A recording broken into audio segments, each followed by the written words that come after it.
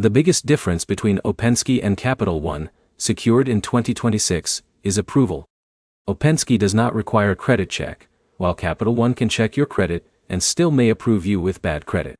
That one difference changes who each card is built for. By the end of this, you'll know which card is easier to get, which costs less over time, and which one builds better long-term credit. Here's the direct answer. If your credit is damaged or non-existent and approval is your main concern, OpenSky is usually the easier choice. If you want lower long-term costs and better upgrade potential, Capital One usually wins. That's the fast answer.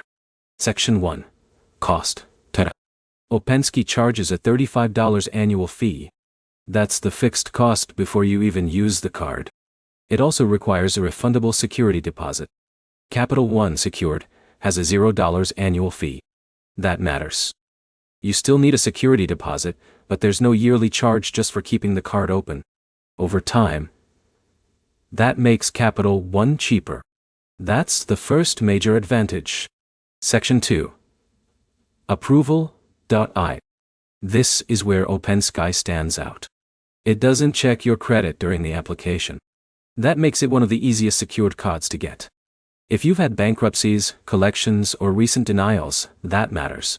Capital One is more selective. It still works with bad credit, but it reviews your credit file. That means approval isn't guaranteed. If getting approved quickly matters most, OpenSky has the edge. Section 3. Long-term value. Capital One usually offers stronger long-term value. That's because some users can qualify for higher limits over time. In some cases, Capital One may even review accounts for upgrades. That gives the card room to grow. OpenSky is more basic. It helps you build payment history. That's useful. But the annual fee and fewer long-term perks make it harder to keep forever. That's the trade-off. Quick recap. OpenSky is easier to get because there's no credit check. Capital One Secured costs less long-term with no annual fee. Capital One usually offers better long-term growth.